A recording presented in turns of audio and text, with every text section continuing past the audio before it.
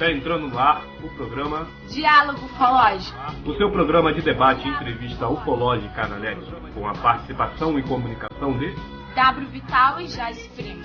Diálogo Ufológico, aqui pela Rede Gubef.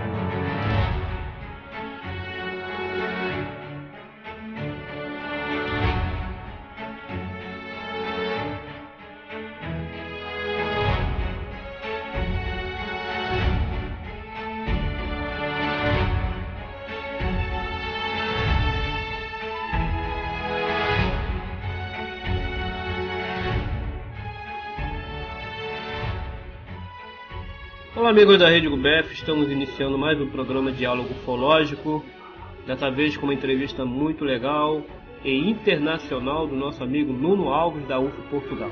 Bom, seguinte, o Gubef encontra-se em estado de manutenção, isso quer dizer que tivemos algum probleminha, mas já estamos resolvendo. O site ficará em estado de manutenção, ou seja, em manutenção programada, até que esse problema seja resolvido. Tá bom?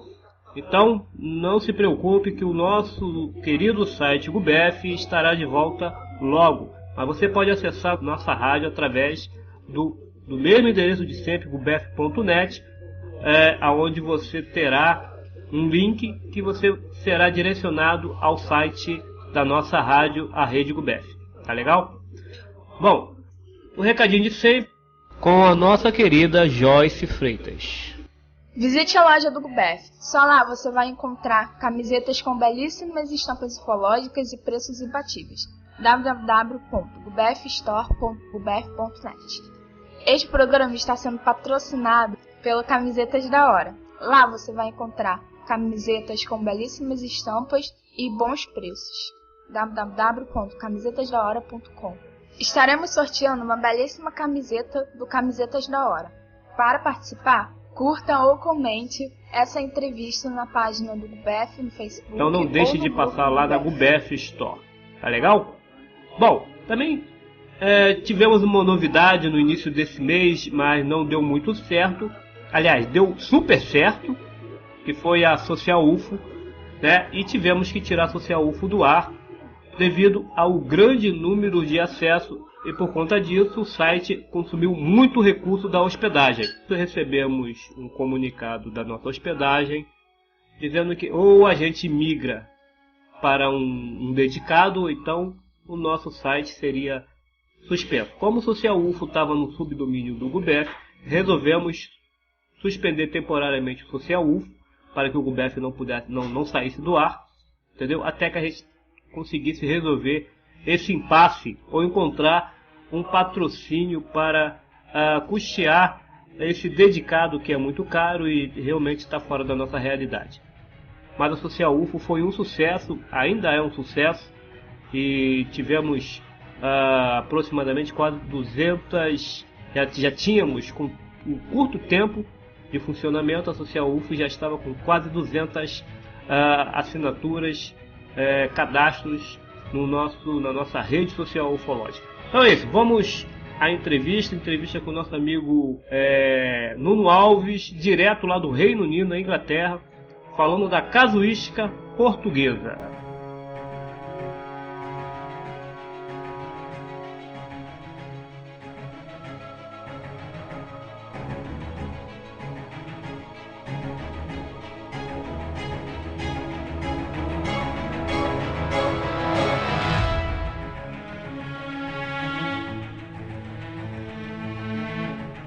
Olá amigos da Rede Gubef, sou W Vital, a gente está iniciando mais uma entrevista aqui pela Rede Gubef, dessa vez uma entrevista internacional com o nosso amigo Nuno Alves, ele que é dono e fundador lá do site UFO Portugal, é um site especializado em ufologia, lá da terrinha, né? Lá de Portugal.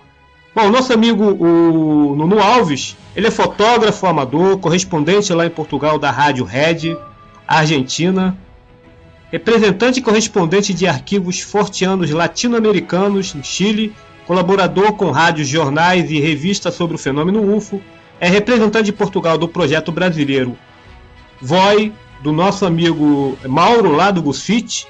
Esse projeto é espetacular porque ele promove vigílias independentes em domicílios, é muito bom mesmo. E o nosso amigo Nuno Alves é representante desse movimento do GUSFIT, cofundador do projeto FAOE.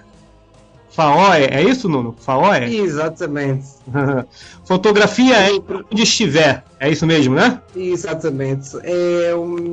O FAOE é uma espécie de uma cópia do projeto do nosso colega e amigo Mauro Rezende, do GUSFIT, em que se realizam as vigílias, consoante se realiza as vigílias. Eu, como estou mais ligado à área da fotografia, pensei, e por que não nós não fazemos o mesmo em fotografia? E há uma razão muito grande para o fazer em fotografia. Começamos a falar por este projeto, que creio que seja de extrema importância para que as pessoas percebam, e da qual eu fiz um vídeo que foi colocado no UFO Portugal a explicar a razão e o motivo desse evento, onde as câmaras conseguem captar faixas em infravermelho, que captam por vezes coisas que os nossos olhos não conseguem ver, mas as câmaras conseguem captar. Ok, vamos falar sobre isso então. Bom, como eu tinha falado para vocês, o nosso amigo Nuno Alves, ele é fundador do site UFO Portugal, que é um dos maiores portais ufológicos lá de Portugal. Exatamente. Onde faz uma coletânea de casos dentro do seu site. Exatamente. E recebe relatos, fotos e vídeos, onde ele faz também análise dessas fotos e desses relatos. Bom, Nuno Alves, seja bem-vindo ao programa Diálogo Ufológico aqui na Rede GUBEF. Está tudo bem, está tudo ótimo, não poderia estar melhor, não é? Na companhia do povo brasileiro, creio que seja uma entrevista inédita, porque até o momento creio que não haja mais ninguém ou que estivesse a fornecer a entrevista para uma rádio no Brasil sobre ufologia e sobre o que se está a passar tanto em Portugal como fora dele, não é? Mas neste caso as observações efetuadas, os relatos do que está relacionado com Portugal. E é sempre um prazer colaborar e estar aqui a falar com o nosso povo irmão. Ok, Nuno. Nuno, há quanto tempo você é ufólogo? Bom, eu já ando nestas andanças desde 1998. Portanto, já são uns anos a pesar em cima. Já faz algum peso, mas como todos os investigadores, nós quando começamos do zero, aliás, quando comecei não estava a começar com a intuição ou a ideia ou investigador. Eu comecei como muitas pessoas iniciam nesta área, que é pelo simples facto de procurar respostas para determinadas observações. Eu nesse ano tive a minha primeira observação e simplesmente comecei a interessar pelo assunto no sentido de encontrar uma resposta para aquilo que eu tinha visto, para aquele fenómeno que eu tinha observado. Mas nunca com a intuição de seguir na ufologia ou fazer aquilo que faço hoje. Foi algo que foi crescendo com o passar dos meses, dos anos, e hoje cá estamos, não é? Ligado ao tema, que é um tema que se faz com paixão, mas também com a cabeça e os pés bem assentos no chão. É fundamental. Aconteceu com você exatamente o que acontece com a grande maioria que inicia na ufologia, que é por conta de um avistamento, né? Quando a pessoa vê algo de muito interessante ou desconhecido no céu, e aí começa a procurar respostas, né, sobre aquilo, e acaba descobrindo a ufologia e se caindo de cabeça, né, no mundo ufológico, né? Okay. Exatamente. É sempre em busca de respostas para aquilo que nós observamos, não é? Tentamos encontrar as melhores respostas possíveis. E daí começamos a entrar na área da investigação, porque isso, ao tentarmos procurar uma resposta para uma observação, automaticamente estamos a investigar, estamos a fazer uma investigação, uma procura, uma busca, no sentido de recolher essa informação que nos vai dizer o que poderá ter sido ou não perante a observação que nós realizamos. E daí quer queiramos, quer não, estamos a investigar, e é isso que nós fazemos. Ok. Quando você é adepto à ufologia mais casuística ou mais mística? Bom, eu não sou muito entregue à ufologia mística. A ufologia mística tem o seu próprio mito. É algo completamente diferente. Aliás, há um mito que no Brasil é conhecido pela Mãe de Ouro, creio, que em Portugal é a Luz da Caniceira. São nomes diferentes, mas o fenómeno é o mesmo. E acontece que, embora seja um mito, eu já tive o privilégio de observar esse fenómeno. Mas não poderei dizer que seja um fenómeno natural. Já estive, como tinha referido há pouco, tive a oportunidade de presenciar esse fenómeno por 2 ocasiões. E o comportamento é realmente inteligente, não tem uma comparação com um fenómeno que se possa dizer que é natural. Ele é uma luz, essa luz que parece uma bola, com tamanho maior, que já se, portanto, os relatos que se viu dessa luz, do tamanho de uma bola de futebol. E a que eu vi pessoalmente não chegava a ser do tamanho de uma bola de futebol, era mais pequeno. Mas, entretanto, é uma área que entra na mitologia da própria ufologia, mas que já vivenciei e tive a oportunidade de observar esse fenómeno por 2 vezes. E da qual acredito que além da mitologia, que o fenómeno tem em si, ele tem a sua realidade. E é curioso que, ao abordar este tema com muitos colegas no Brasil, que estão na área da investigação, retratam-me inúmeros casos que ocorreram no Brasil. Alguns nós não sabemos bem se estão enraizados na mitologia em si. O que é certo é que existem determinadas histórias e que, se nós formos a comparar, a realizar uma comparação com o que ocorre em Portugal, elas são muito semelhantes. As mesmas características, a mesma coloração, tudo o que é relatado em relação a este fenómeno no Brasil e em Portugal, eles são idênticos. Portanto, estamos a falar do mesmo fenómeno. É óbvio que ele no Brasil há várias teorias da forma como essa luz surge, ou seja, tem uma história diferente, e em Portugal a história também é um pouco diferente, mas o fenómeno em si é o mesmo. A única diferença que nós encontramos são os nomes e a mitologia em si. Ok. Bom, você pesquisou esse fenômeno? Você chegou a alguma conclusão científica em relação a esse fenômeno?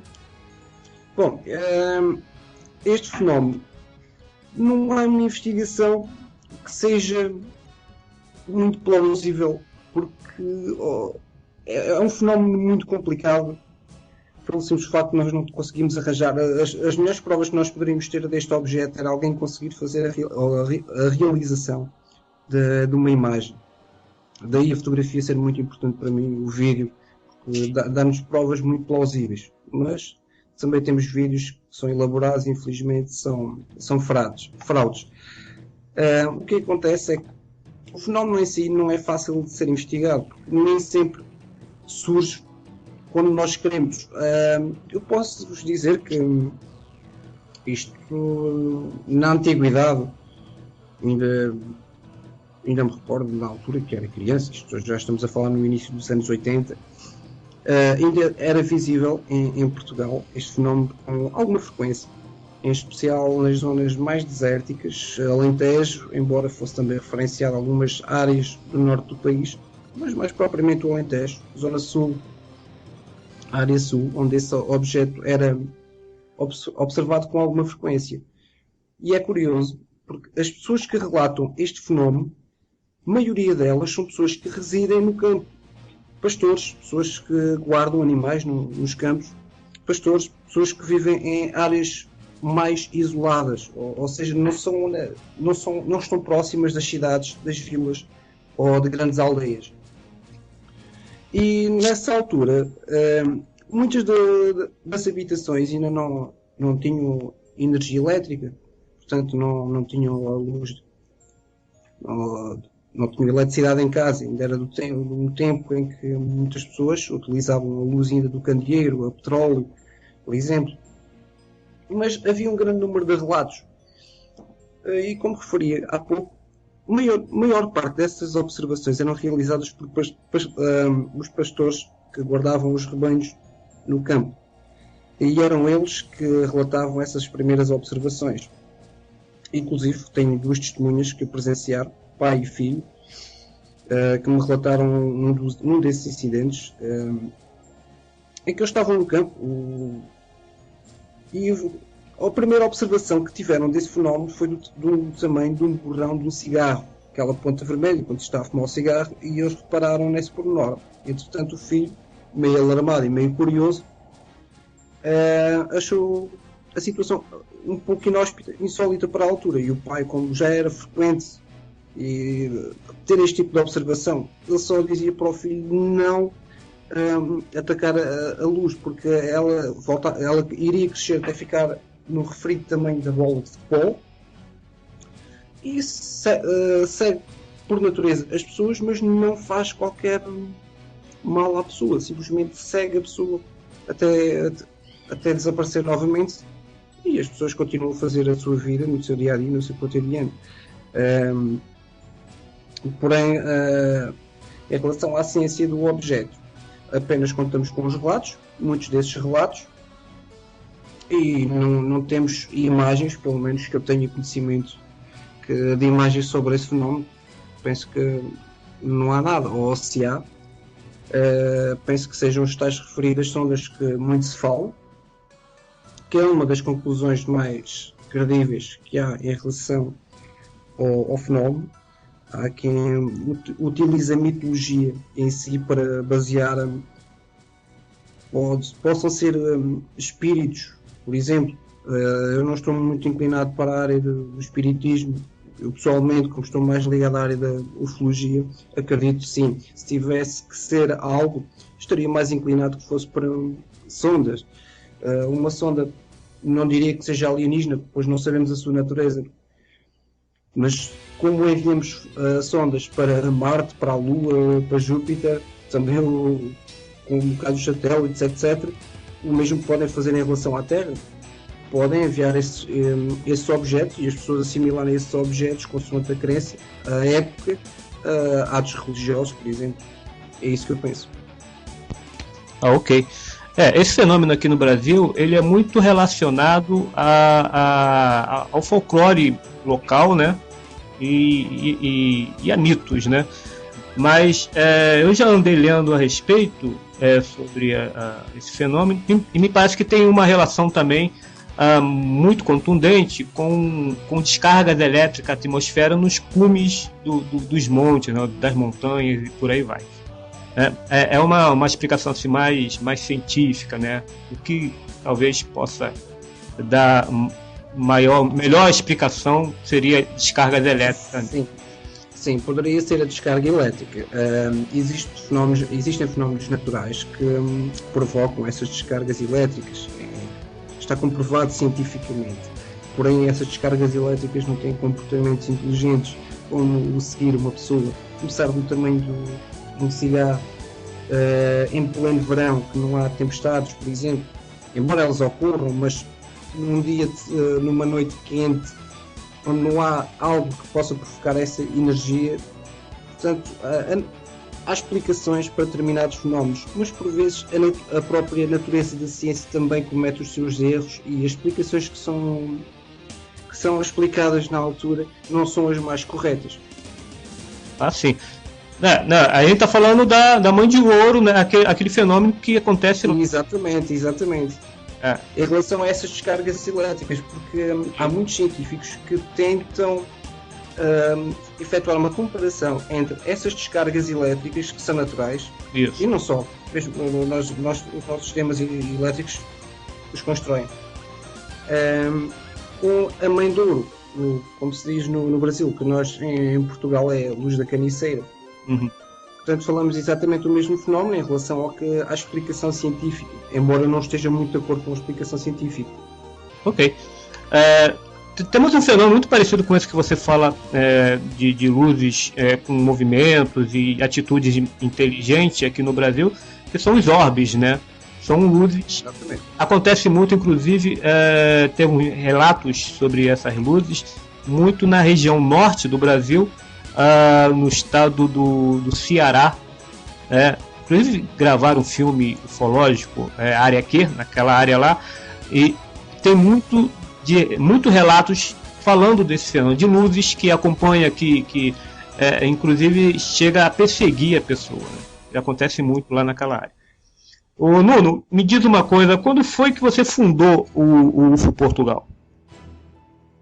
Bem, o UFO Portugal, propriamente dito, ele foi fundado, se a memória não me falha, a 13 de novembro de 2003, mas começou em grupo, portanto começou no IAU Grupos, foi aí que teve início, e entretanto aos poucos criei a página que existe hoje na Blogger, e daí começou-se a desenvolver os primeiros trabalhos, não com a experiência atual, não com o conhecimento atual, mas com o passar dos anos. Claro que nós vamos aprendendo com os mais velhos, quem já está há mais tempo na área, e foi assim que o Portugal foi progredindo. O Portugal nunca teve intenção de crescer no sentido em que está hoje. Foi uma coisa que foi crescendo naturalmente e começou a ter um carinho muito grande pelas pessoas, começou a ter seus próprios leitores, pessoas que nos acompanham e hoje seguem o Portugal e estão sempre a par das informações que são colocadas. São seguidores assíduos e isso é bom, porque significa que estamos no bom caminho, que estamos a seguir uma boa linha entre a separação da ficção e da realidade, se bem que em muitos casos nós não temos uma explicação plausível e temos que nos basear pela teoria. Porque nós não podemos dar uma afirmação para um determinado fenómeno porque nós não temos conhecimento. Ok. E qual é a audiência, mais ou menos, do seu site? A audiência depende. O Portugal já teve casos em apenas num único dia ter mais de 700 visitas diárias. Isto estamos a falar de um blog. Mas a sua média está nas 200, 300 visitas diárias. Costuma ser a média, mas se formos efetuar a visita que o UFO Portugal tem enquanto blog, e formos efetuar uma comparação a um outro website ligado à ufologia, o UFO Portugal consegue superar em muito esses websites.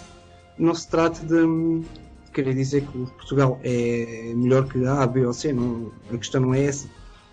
A questão é aproveitar também a entrevista para explicar às pessoas, porque muitas pessoas perguntam constantemente, mas porquê não se criar a página UFO Portugal num website? A razão é muito simples. O Blogger serve para isso mesmo. É um website, embora mais pequeno, não tem as mesmas funcionalidades, mas dá para passar a informação e isso é o essencial. É um serviço gratuito. Nós também fazemos o serviço gratuito para qualquer pessoa que nos relate, no sentido de a ajudar. E, portanto, o Portugal é isto mesmo, é trabalhar na área da ufologia, fornecer informação gratuitamente e, claro, colaborar com todos aqueles que necessitem, que nos peçam ajuda, e aí estarei disponível para ajudar sempre dentro das possibilidades. Ok. Então o site deve ter mais ou menos uns 30 mil visitas mês, né? É basicamente o que eu esperava, né? Porque eu fico bobo de ver pessoas dizendo que começa com o site hoje, e olha que você começou em 2003, não é isso? 2003? Mais ou menos, mas em 2003 começamos no IAU. E o IAU Grupos foi aí que nós começamos. Começamos a dar os primeiros passos. Pois é, e aí, pessoas que começam o site ontem, já vi pessoas que começaram o site ontem dizer que já estava com 1 milhão de acessos. Isso é bom. Eu costumo debater isso aqui muito. É muito complicado você se manter na internet e ter um conteúdo muito bom, entendeu? E mesmo assim você não vai ter uma audiência tão expressiva assim. E você foi bem sutil. Tenho aqui uma correção a fazer. A data específica está em 2005 e não 2003, peço desculpa. E há uma razão muito simples. Em 2003 eu fazia parte da Associação Portuguesa de Oftalmologia, ou seja, estava integrado nessa associação. E só em 2005 é que começou a existência do UF Portugal, ou seja, foi uma brincadeira no Yahoo, onde está quem está nessa moderação é o nosso querido e amigo Paulo Poian, é ele que está na liderança do UF Portugal no Yahoo Grupos. Ele tem sido uma pessoa fantástica, ele tem ajudado bastante, e esta sim é a data correta da existência do UF Portugal. Portanto, ele entrou em novembro, creio que seja dia 13 de 2005. Estou a fazer a checagem e estou aqui a confirmar que foi em 2005. Ok. Sua existência. Ok, bom, eu te dou meus parabéns, porque o site é muito bom mesmo. Bom, tem conteúdos excelentes lá. E. Muito obrigado. E como você disse, tem a ajuda do nosso amigo Poian, né? Nosso amigo grande Poian. Um abraço para você, Poian. É verdade. Bom, Nuno, me fala agora um pouco da casuística portuguesa, cara. Eu, por exemplo, não conheço muita coisa da casuística portuguesa, inclusive eu tentei fazer aqui uma pesquisa para essa entrevista e encontrei muito pouca coisa relacionada a Portugal. Como é que é a casuística de Portugal? Ela é divulgada? Sim, ela é divulgada pela UFO Portugal, você se incumbe de fazer isso. Mas aí, no país, no seio do país, como é que a ufologia é divulgada? Bom, a casuística da ufologia portuguesa, ela não está a ser realmente muito divulgada. Infelizmente, é algo que lamento muito. E daí eu estar a fazer um forte destaque, um apelo às pessoas que tenham conhecimento de qualquer caso, seja uma vida pessoal, uma experiência pessoal, para nos relatarem de forma a que se possa ter conhecimento desse caso. Nós temos várias entidades de investigação em Portugal. Tive uma troca de palavras recentemente com o presidente da Exopolitics de Portugal, e da qual, como estou agora afastado do país de Portugal, fiquei a saber que a investigação em Portugal está a andar e está de boa saúde, o que é ótimo, mas falta-nos informação. As ocorrências não estão a ser realmente divulgadas, portanto, não sei se tem a ver com o receio das pessoas divulgarem ou relatar algo, mas é muito importante realçar este pormenor, que há realmente uma falta de incentivo na ufologia portuguesa. Nós sabemos que a ufologia é feita de uma forma gratuita, isto requer despesas, não é? Nós temos despesas que nos saem diretamente da nossa carteira, fazemos o trabalho gratuitamente, assim, pela simples paixão que existe sobre o fenómeno, e claro, tentar perceber realmente o fenómeno em si, tentar desvendar o seu mistério, o que não é fácil, porque desvendar é uma palavra muito complexa. Poderemos fazer determinadas descobertas, mas desvendar o mistério em si por vezes é complicado. Mas a ufologia em Portugal poderia ser mais bem divulgada, de certa forma, mas derivado também à situação económica do país, torna-se complicado para qualquer entidade poder fazer uma divulgação mais abrangente. Mas creio que com o tempo que isso seja possível, no Portugal já estamos eu pessoalmente estou já a tentar fazer essa divulgação, se o perseguisse mais do que o que era feito anteriormente, porque é possível realmente constatar que pelo que se fala de Portugal em relação à ufologia, acontece quando falo com os ingleses, quando falo com os australianos, quando falo com os espanhóis, como aconteceu numa entrevista anterior, em que as pessoas não têm conhecimento do que está a ocorrer em Portugal. E isso é muito grave, no meu ver.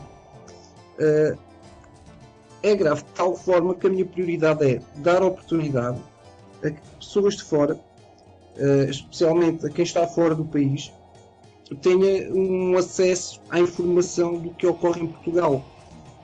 Eu, como estou em determinados grupos de investigação OVNI, da qual participo, comento, trocamos informações, a minha prioridade dessa informação é passar imediatamente a essas pessoas, para que eles saibam o que está a passar em Portugal.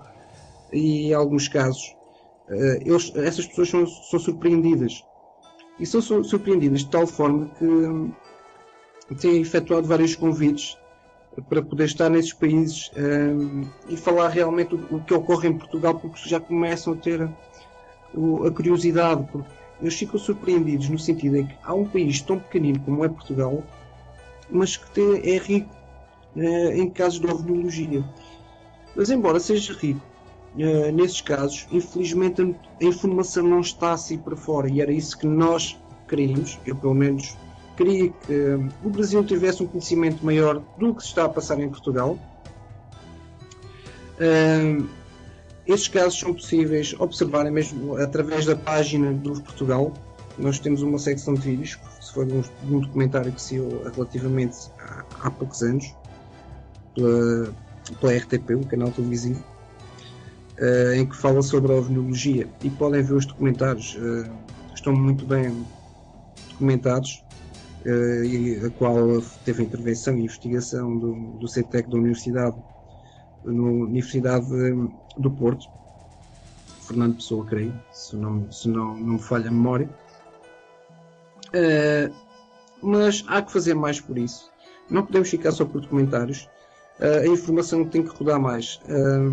Daí a importância de, quando se coloca uma informação online, tentar dar conhecimento a pessoas de fora, porque existem muitos sites de informação, e a informação é constante de tal forma que por vezes as pessoas não têm a informação necessária. O próprio sistema do Google também por vezes não nos facilita muito. Ao colocar uma notícia, nós vamos fazer uma procura por OVNI ou UFO e aparecem N de casos, e nem sempre aparece a notícia que nós colocamos, embora seja mais rica em informação, porque infelizmente muito da informação que encontro na internet ela tem uma explicação, tem uma lógica plausível, como aconteceu agora recentemente com uma observação em Israel, que teve, afinal de contas, era um míssil russo que terá falhado no seu lançamento, teve problemas e criou alguma confusão pelos israelitas que observaram o fenómeno. Mas a ufologia é isto mesmo, é um mix, é uma mistura de informação que é por vezes muito complicado conseguir explicar às pessoas, pela natureza em si. Ela já é um fenómeno em si que é muito misterioso, mas não deixa de ser interessante, e é por isso que nós cá estamos. Nós somos movidos por paixão, pelo mistério em si do fenómeno. Mas continuando com a ovniologia, nós em Portugal tratamos o assunto pela ovniologia, que é o mesmo que a ufologia. Uhum. Tentamos dar sempre o nosso melhor no sentido de informação. Temos a Associação Portuguesa de Ovniologia, temos a Sociedade Portuguesa de OVNI, que são entidades diferentes, embora o nome seja muito semelhante. Infelizmente tenho visto que as coisas estão um pouco paradas. Creio que a APO ainda continua no ativo, a SPO tenho visto as coisas um pouco paradas, não sei qual o motivo, claro que não sei os motivos pessoais, porém o Portugal continua a tentar dar a melhor resposta possível ao número de relatos que tem vindo a receber. Embora muitos desses relatos não sejam autorizados a serem colocados online, ao receber o relato temos que seguir um determinado procedimento. Há que fazer uma boa análise de todos os relatos, todas as fotografias que nos são enviadas, de todos os vídeos. É um trabalho constante, de alguma forma nos tira muito tempo mas é a paixão pelo fenómeno que nos faz continuar, que nos faz perder muito tempo e não, por vezes poderíamos usar mais esse tempo com a família e não o fazemos. Optamos por estar a trabalhar gratuitamente no fenómeno. Incentivo muitas das pessoas ao receber esses relatos. Quando vejo que há uma verdade nele, julga-se essa verdade, que o facto, o relato seja real, todo investigador está alheio de receber falsos relatos, embora exista uma análise que nem sempre de uma outra forma é mais fácil de explicar. Que, por exemplo, já recebi relatos em que a pessoa não está a ser sincera, faz-se por ser uma pessoa sincera a passar uma informação que é falsa, mas por vezes conseguimos apanhar essa informação, nem sempre, mas conseguimos. Mas quando há uma informação que julgo que seja honesta, incentivo a pessoa para que essa informação seja colocada online. Isto é uma razão muito simples. Ao colocar esse relato online com o nome verdadeiro do autor ou o nome fictício, há pessoas que optam por não querer colocar o seu nome, o verdadeiro nome, preferem um nome fictício por uma questão de segurança delas, porque infelizmente também em Portugal algumas pessoas têm o receio de cair no ridículo. Mas o incentivo de colocar a informação online tem uma razão e uma explicação de o ser. Há muitas pessoas que vivenciaram ou presenciaram algo que podem ter passado exatamente pelo mesmo, e a pessoa em si, ao ler essa informação, pode e certamente entra em contato, como já ocorreu em situações anteriores, a dizer: eu vi exatamente isso, e eu vi o mesmo, eu passei pelo mesmo, presenciei o mesmo fenómeno. E é claro que isso é assim que nós, neste caso, vou conseguindo juntar as pistas e nós conseguimos construir a matéria ao longo dos meses. Por exemplo, a notícia é colocada, é preparada, é colocada, mas ela ao ser colocada não significa que a matéria morreu ali. Bem pelo contrário, a investigação de cada caso que é colocado no Portugal, ele tem continuidade ao longo dos meses. Eu tenho casos que já estão dependentes há mais de um ano, que gostaria de vê-los finalizados e não os consigo porque ainda hoje estou à espera de informação, a tentar recolher mais informação, e infelizmente as coisas não têm corrido nesse sentido, mas isso não quer dizer que vamos ficar de braços cruzados, bem pelo contrário, nós continuamos sempre a trabalhar e dar a melhor resposta possível para cada relato. Todo o relato, toda a fotografia, todo o vídeo que seja enviado é extremamente importante. É não baixar os braços nem desmoralizar, porque não conseguimos reunir a informação necessária para aquele caso. Isto são casos que levam meses a serem construídos. São casos que são, por vezes, tão complicados de trabalhar com eles, que nós temos que trabalhar com inúmeros programas para saber realmente, ou tentar compreender, ter uma mínima ideia daquilo que a pessoa vivenciou e fazer uma comparação com casos anteriores. Porque também há casos há histórias em que pessoas que têm a sua mente muito aberta para a área da fantasia e têm uma mentalidade que consegue criar com muita facilidade uma história que parece credível, e entretanto pode-se vir a confirmar que há colagens de casos, de histórias muito similares. E por vezes é difícil lidar com esta situação. Daí eu ter referenciado anteriormente que o investigador está alheio, está sujeito a que alguém lhe conte ou dê uma falsa informação e ele infelizmente coloca. Para isso é preciso ter muito cuidado, mas estamos sujeitos a que isso aconteça. Espero que não seja algo com frequência, mas que todos nós estamos sujeitos. Ok. Você acaba criando um banco de dados, né? E aí, com esse banco de dados, você consegue distinguir o que é verdadeiro ou próximo da verdade e o que é mais ficção, fantasia, né? Exatamente. Por isso é necessário, quando há a colocação de uma informação, seja ela colocada no Portugal ou num outro site, mas no caso do Portugal o que eu faço é, quando coloco essa informação, automaticamente quem vai ler a informação, muitas pessoas pensam, bom, isto já foi divulgado, já não vai ficar, a notícia morre aqui. Não, mas a notícia não morre, a informação continua a ser trabalhada. Tivemos um caso, posso dar aqui um exemplo, que foi no Alentejo, já com alguns anos, que, se eu não estou em erro, foi em julho de 2004, junho de 2004, também eu não consigo precisar a data, mas onde teria sido fotografado um alegado OVNI.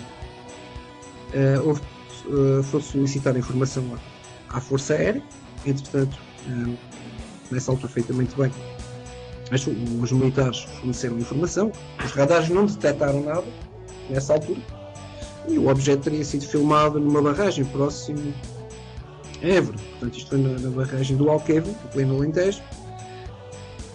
Foi notícia, foi manchete nos jornais, fez um grande sucesso a nível da internet, e a notícia morreu por aí. Portanto, as pessoas ficaram convencidas que realmente, de facto, se tinha fotografado um OVNI, por um jovem engenheiro que estava a fazer um trabalho nessa altura, e fotografou o objeto sem ter a noção, sem ter reparado que havia algo no céu. Assim ele pensou. E, entretanto, com o passar dos anos, com a investigação, algo estava mal. Eu trabalho na área de fotografia, embora não seja um fotógrafo profissional formado em fotografia, eu trabalho com fotografia. E havia algo que estava mal, e mesmo com o passar dos anos, a trabalhar também nesta área, a tentar verificar realmente o objeto em si, o que será que aquela pessoa tinha fotografado, e conseguia resolver a situação. Pelo menos penso que a tenha resolvido.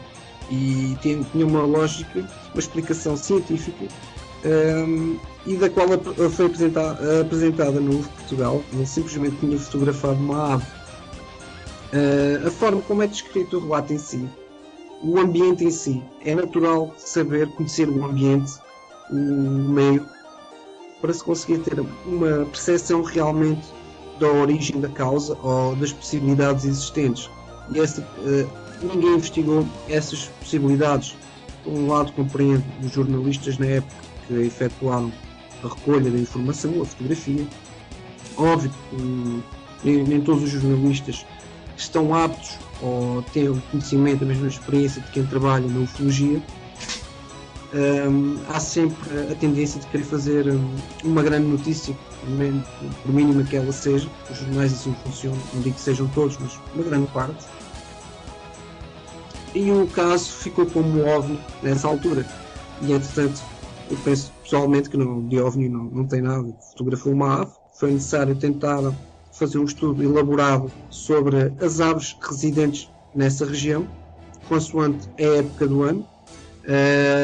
E concluí que seria uma ave, após uma consulta muito grande, um grande arquivo de espécies existentes de aves. Fomos excluindo as muitas aves, conforme nos vendo uma espécie, e ia-se fazendo uma seleção das possibilidades, quais umas não, porque eram muito coloridas, outras eram mais pequenas, e o tipo de voo que tinham. E entretanto concluímos que seria um pombo. Assim concluí, através de uma investigação que foi muito minuciosa, muito bem elaborada, onde tive a observação de inúmeros vídeos a tentar estudar o tipo de voo dessa ave para chegar a esta conclusão.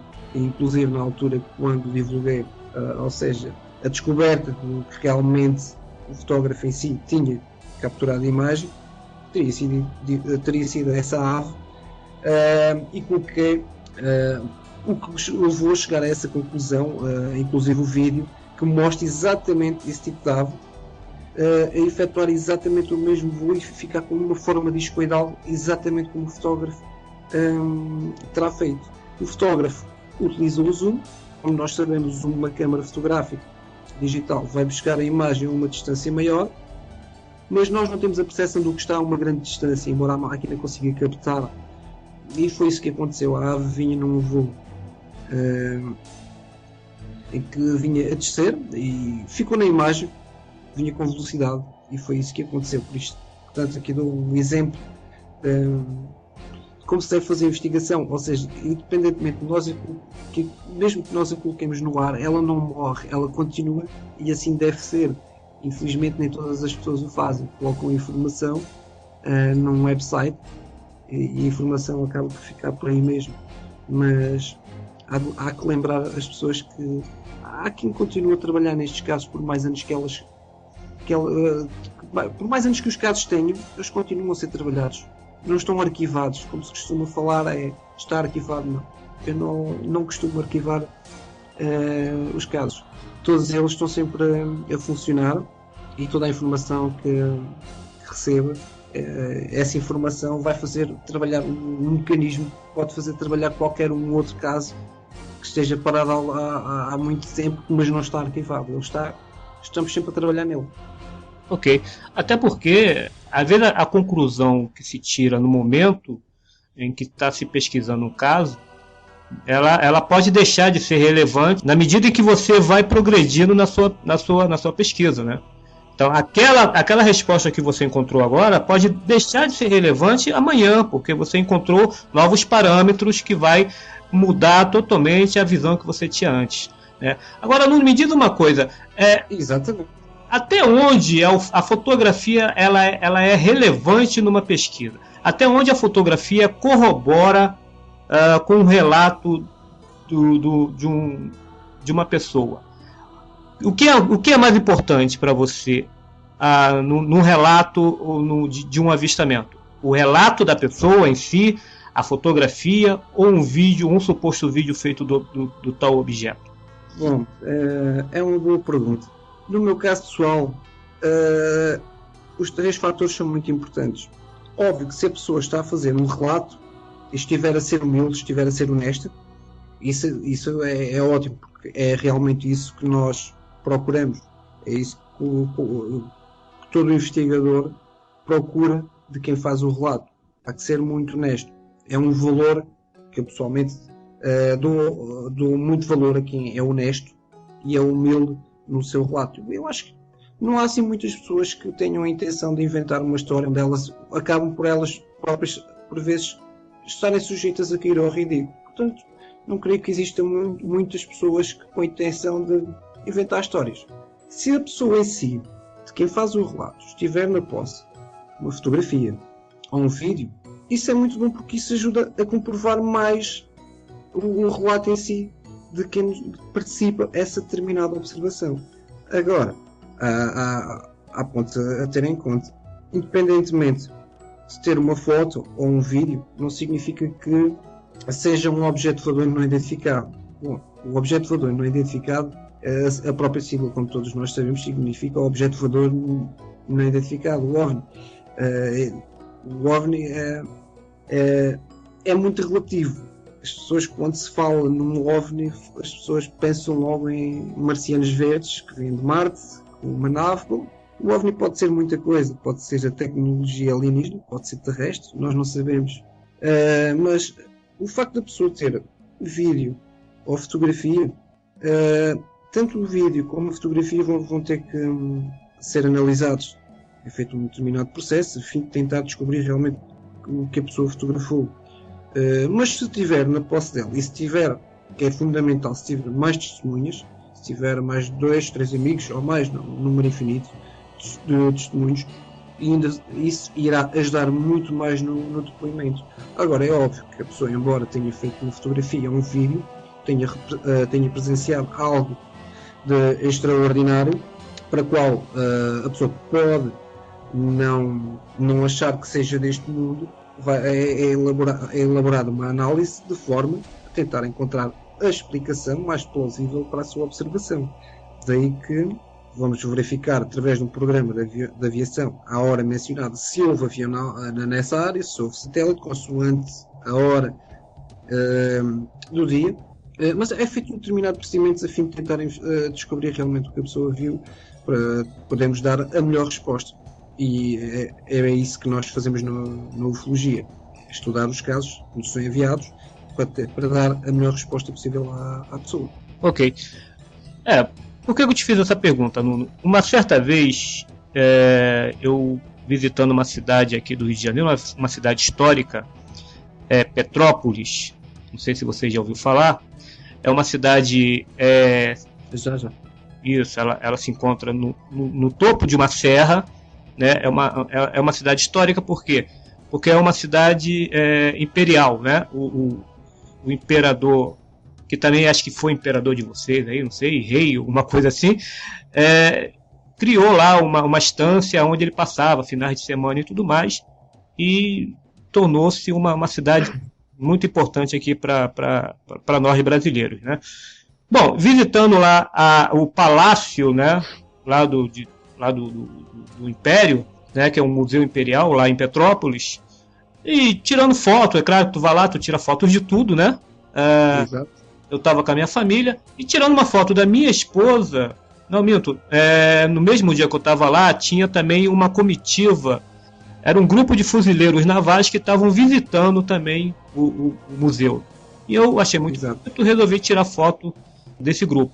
Eu não vi nada. Quando eu cheguei em casa, fui ver as fotos no computador, verifiquei um objeto discoide em uma altura que não era muito alto, também não estava muito baixo, deveria estar uns 1000 metros de altura, mais ou menos, e inclinado de forma discoide. Bom, eu não percebi esse objeto, ninguém percebeu, minha esposa não percebeu, minha filha não percebeu, só viemos perceber esse objeto depois que colocamos no computador. Bom, eu já sou ufólogo há algum tempo, né? Já tenho uma certa experiência, inclusive a gente faz análise de FUS no GUBEF. Resolvi compartilhar essa imagem à comunidade e uma grande quantidade de gente disse que se tratava de pássaros. E a impressão que eu tinha é que não era, né? Que não era pássaro, era algo que eu conseguia identificar, mas pássaro era muito, muito complicado de ser pássaro. Pela distância, esse pássaro deveria ser do tamanho de um carro popular, para você ter uma ideia. Então, por isso que eu perguntei, qual é a importância da foto? Até que ponto a foto ela pode corroborar no avistamento, no relato de avistamento? Porque a foto ela pode enganar, né, o especialista, como também pode enganar quem está avistando. E nesse caso, o autor da foto, no caso que foi eu, não tem nem condições de falar que foi enganado, porque nem percebeu. É aquele lance que você estava falando da questão da fotografia, enxergar aquilo que a gente não enxerga no plano infravermelho, né? Exatamente. Um aspecto, no espectro de luz que a gente não consegue enxergar. Exatamente. Mas as câmeras digitais hoje em dia As câmeras comprovam. E é muito simples de comprovar isso. Qualquer pessoa em casa que nos esteja a ouvir pode pegar no comando da televisão, pega no seu telefone ou diretamente numa câmara fotográfica e pressiona qualquer botão. E vai ver que através da máquina vai conseguir ver a luz infravermelho, essa dita luz. Mas a olho nu não vai conseguir observar.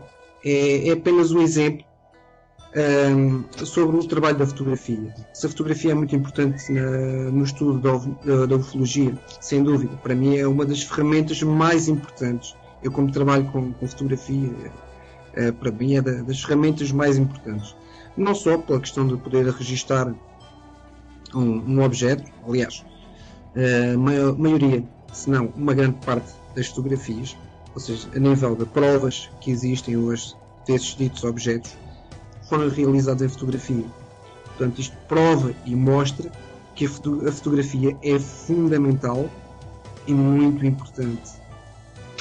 Tão importante como o vídeo. Não direi que o vídeo deixa de ser importante, mas a fotografia é extremamente importante no estudo e na investigação OVNI.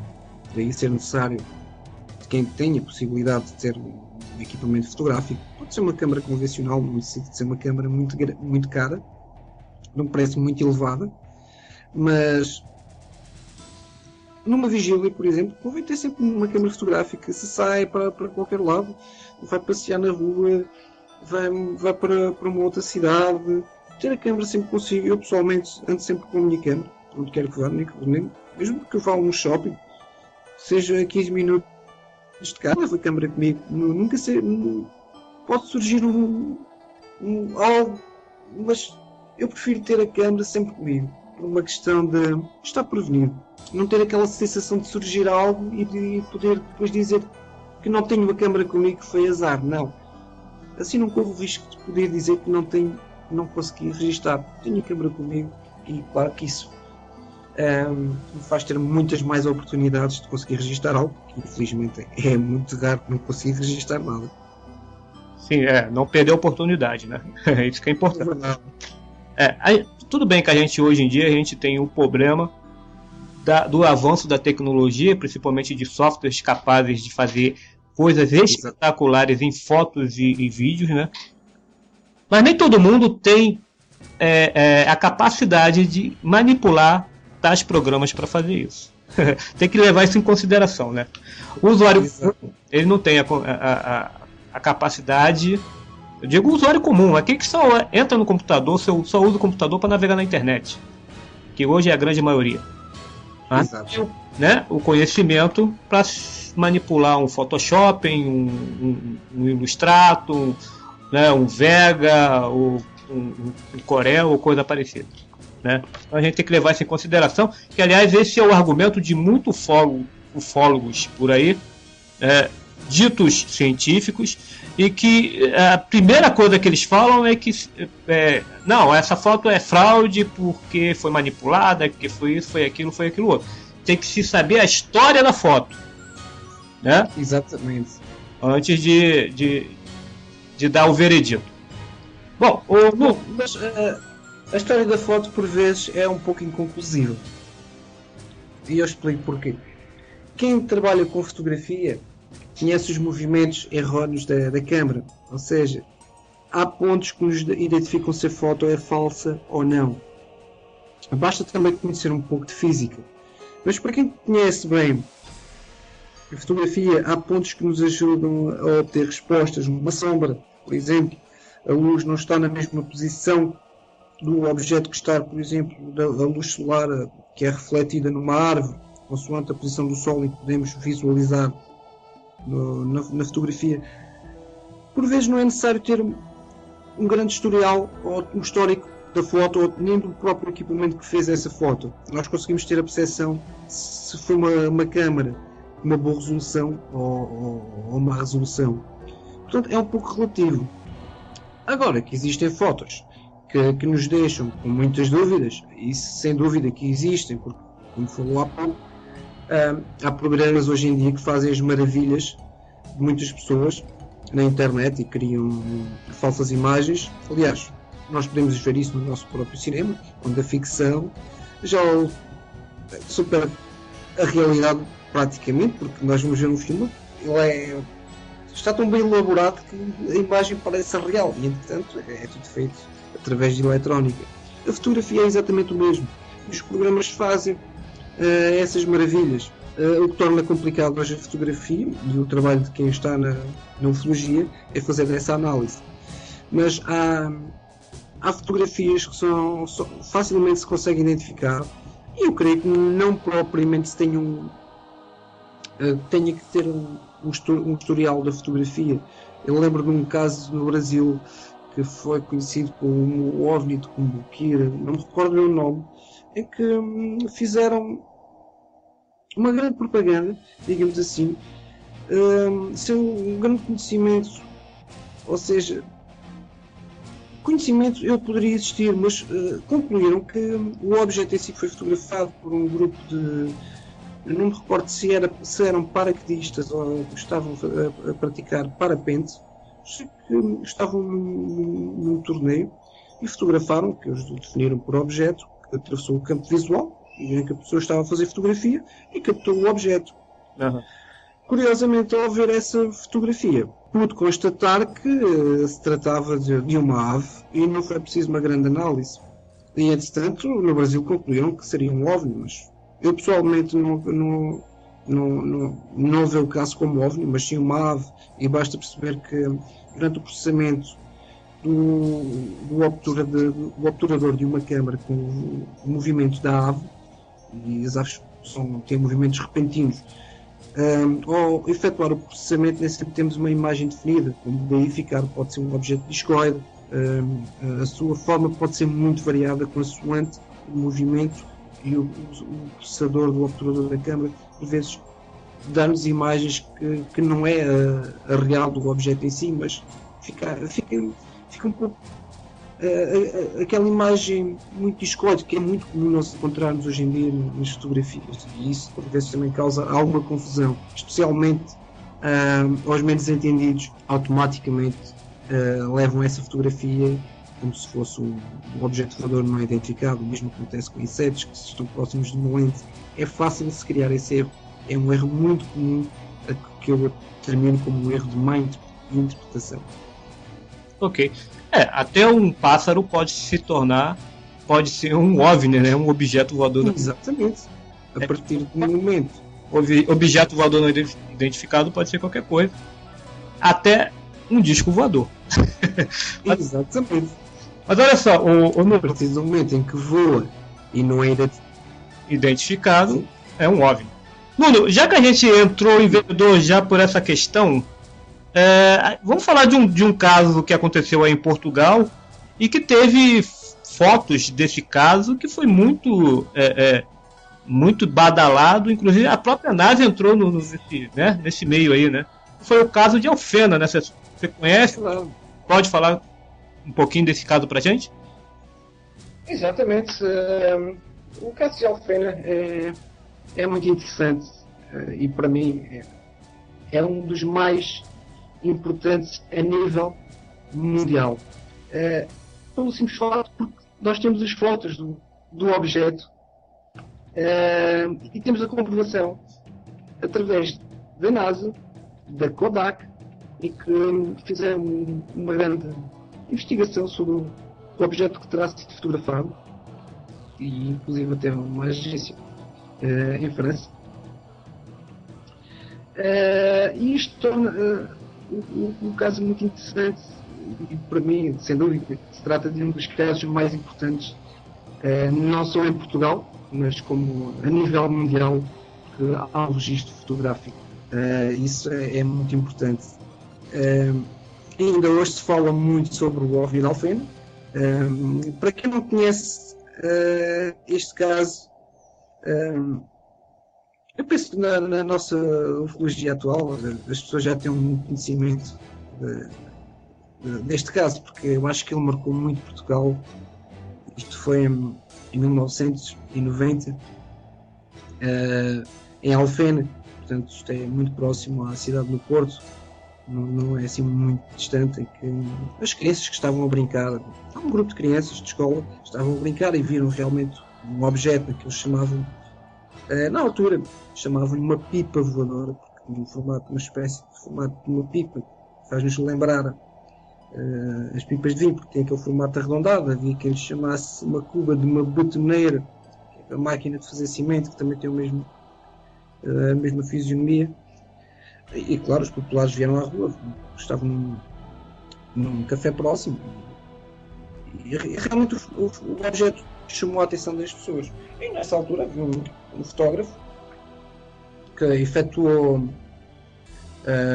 as fotos, na altura, através do alerta de uma das crianças. Esse fotógrafo tinha bastante experiência em fotografia, realizou as fotos, e o objeto acabou por se afastar quando daí as crianças começaram a atirar pedras ao dito objeto, e isso fez com que o objeto se afastasse. Assim se pensa, embora não exista uma certeza, mas pensa-se que assim foi. O que é certo é que essas fotografias, elas, pós-reveladas, foram uma surpresa muito grande para toda a comunidade, não só em Portugal, mas a nível internacional. Porque as pessoas que observaram o objeto foram muitas, e isso está muito bem documentado, foi investigado pelo CETEC na altura. E é curioso porque mesmo as pessoas de aldeias vizinhas tiveram a oportunidade de observar o mesmo fenómeno. E o que a investigação diz no documentário que foi divulgado, que é uma das coisas que dá uma grande credibilidade ao termo fenómeno, é que as pessoas, além de conhecer, elas conseguem retratar exatamente da mesma forma o objeto. E aqui, como se tinha falado há pouco, a fotografia foi fundamental, foi extremamente importante e ajuda-nos a ter uma prova daquilo que as pessoas viram.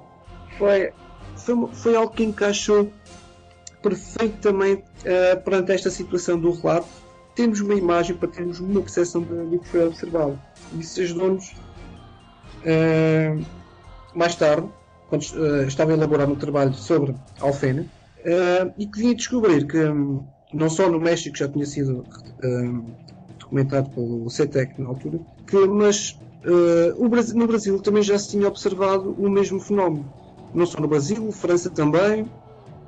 E foi curioso que encontrei mais casos, o mesmo detalhe, do mesmo tipo de observação e com o mesmo objeto. No caso brasileiro, recordo-me perfeitamente bem de ver a foto, tenho alguns dessa imagem, em que é visível ver o objeto, em que tem muitas semelhanças, eles são muito semelhantes e a descrição é muito idêntica. O objeto, embora no Brasil já foi observado este caso, esta semelhança já é mais recente. Portanto, em Portugal foi em 1990 e no Brasil já estamos a falar em 2003, 2004, sensivelmente. Embora exista uma grande diferença a nível de anos, mas creio que seja o mesmo objeto, embora não tenha uma certeza, mas as semelhanças entre ambos é muito elevada. Mas é curioso que, passar dos anos,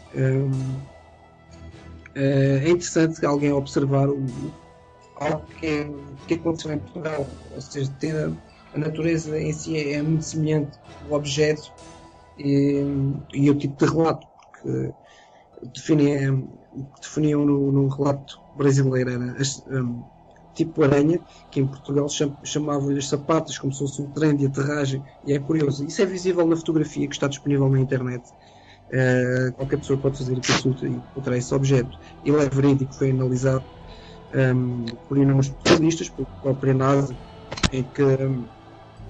da qual foi solicitado que fosse efetuada uma análise sobre os objetos existentes aeroespaciais para a época, e dos muitos existentes não conseguiram identificar como qualquer objeto existente de forma a conseguissem fazer essa identificação. E daí o caso ser autêntico e ser um dos poucos em que nós podemos afirmar, não, era um OVNI, era mesmo um OVNI que ali estava, ele não foi identificado, e é dos casos mais credíveis que nós temos, não só nacionais em Portugal, mas a nível mundial. Mas, curiosamente, ao falar sobre este caso com amigos de fora do país, o Brasil creio que tem um bom conhecimento deste caso, especialmente quem está a fundo na ufologia tem conhecimento, mas os ingleses, australianos, inclusive até um elemento da RUFORCE na Rússia, da qual falei recentemente também sobre alguns casos portugueses, estas pessoas ficaram impressionadas com estes casos, com estas histórias, como é este caso da Alfena, porque eles não têm esta informação e são casos que a nível mundial são dos melhores, porque nós temos a prova, neste caso temos a fotografia, e isso ajuda-nos a comprovar, e as fotografias são autênticas porque estavam inúmeras pessoas nesse momento a observar o fenómeno, e a pessoa em si a fazer a fotografia, e isso é algo que nos ajuda a comprovar o caso, a ocorrência, exatamente, da mesma questão que nos fez há pouco. E sim, a fotografia é muito importante por isto mesmo, e neste caso em especial ajudou a provar aquilo que as pessoas viram. É muito importante. Portanto, nós estamos a falar do lírio coletivo, porque seria certamente a resposta por parte da ciência, caso não houvesse as fotografias, o lírio coletivo, que é muito comum por parte da nossa ciência dar como resposta ou explicação para determinados fenómenos. Ok. É bom deixar enfatizar um ponto muito interessante nesse caso, Nuno, que apesar da foto ser considerada autêntica, né, não autenticou o objeto como sendo um artefato extraterrestre, né? Apenas um OVNI, né? É bom. Não, isso é um pouco complicado. Nós conseguimos identificar algo que seja extraterrestre. Eu por vezes falo nesse tema com alguns amigos e nós dizemos, em tom de brincadeira, como eu costumo dizer, nós não conseguimos dizer se isso vem de Marte, se não tem uma matrícula com uma numeração que diga que é de Marte, que é de Vênus, nós não sabemos, não é? É um pouco complicado. Mas o que é certo é que ele foi, efetivamente, é um objeto voador não identificado, porque não foi identificável, e já vamos com 22 anos sobre este caso e até hoje ninguém o conseguiu identificar. Ok. Aqui mesmo no Brasil a gente tem casos clássicos, né, como o caso da ilha de Colares, Operação Prato, que são casos que têm fotos. Exato. A grande operação de Prato, que ocorreu em 77. 1977. Operação Prato, inclusive, tem relatos, fotos, desenho, croquis, filmes. É um dos casos mais espetaculares aqui do Brasil, né? Que ainda não teve todo o material divulgado pelo governo, né? Como diz o nosso amigo Jevaé, o filé mignon ainda encontra-se arquivado lá, né? Que são os vídeos, mas já teve gente, inclusive uma emissora poderosíssima aqui do Brasil, tentando desacreditar o caso, dizendo que as fotos foram manipuladas. Inclusive a foto do caso de Colares, onde essa emissora fez uma matéria dizendo que, na verdade, o Almiro Baraúna, né, que foi o fotógrafo, exatamente, isso, ele manipulou a foto, né, usando 2 colheres. Né, tem coisas que são bem hilária, né, na tentativa de desacreditar o caso. Incrível. A história de Baraúna é um pouco complexa. Sim, realmente 2 colheres conseguem fazer o efeito que foi apresentado nessa dita fotografia de Baraúna, que foi muito polémica, mas estamos-nos a esquecer de um outro pormenor. Eu creio que não é o próprio Baraúna que diz que fez com as 2 colheres esse efeito, são terceiros, ou seja, são pessoas que falam por ele e não é o próprio. Pelo menos é essa informação que tenho. Sim, é verdade. Portanto, não é o próprio Baraúna a dizer que fez a referida fotografia com as 2 colheres. Porque se nós formos a observar com atenção, realmente tem uma parecência com essas colheres, mas as parecências por vezes não quer dizer que o seja. É que estamos a esquecer também da restante tripulação, e do qual há documentários, inclusive do comandante do navio, que tem que fazer o seu diário de bordo, e tudo isso está muito bem documentado e está escrito no papel. Portanto, é claro que os céticos vão tentar sempre arranjar uma desculpa para qualquer fenómeno, como por exemplo essa estação de televisão que tentou ridicularizar a Operação Prato, que como é que é possível tentar ridicularizar, dizer que é mentira quando as próprias forças militares lá estiveram, quando o fenómeno foi presenciado por muitas centenas de pessoas, inclusive os postos médicos tiveram que dar assistência a essas pessoas. Exatamente. Portanto, uma televisão que tenta ocultar algo, uma televisão que está a tentar ocultar algo, ainda hoje é algo que me faz curiosidade, mas o porquê de querer esconder algo que as pessoas já sabem, ou tentar construir uma história e dizer que não foi verdade, foi falso, mas como é que eles vão provar que é falso? Também está nos próprios arquivos da Força Aérea Brasileira. Como é que eles vão provar que é falso? Qual era o interesse da Força Aérea Brasileira manipular ou divulgar algo que não ocorreu? Exatamente. Não faz qualquer sentido uma estação de televisão querer iludibriar uma situação destas.